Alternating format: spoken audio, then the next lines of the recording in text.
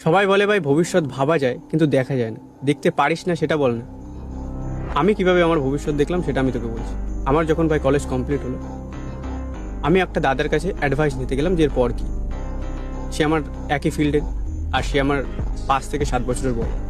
এবার যখন ভাই তার সাথে আমি বারবার ডেলি তার সাথে দেখা করতে যেতাম, একটা জিনিস খুব ভালোভাবে অবজার্ভ করলাম যে তার না মেন্টাল পিস আছে, মানসিক শান্তি বলে কিছু নেই, না ভাই নিজেকে দেওয়ার মতন একটু সময় আছে। বাড়ি আসলে ওভার টাইম আর বসের গালাগালি। এবার সে ছাড়তেও পারছে না, কারণ 40 থেকে 60 হাজার টাকায় তার মাইনে।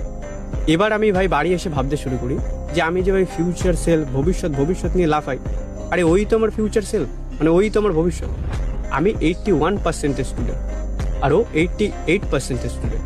আমি যদি ভাই ওর থেকে আরও ভালো পরিশ্রম করি, তাহলে ওর হয়তো 50,000 টাকা ইনকাম করে, আমি হয়তো 60 করবো। বা ওর থেকে যদি কম করি তাহলে হয়তো 40,000 বা 30,000 ইনকাম করবে। কিন্তু হবে ভাই ওর আশেপাশে।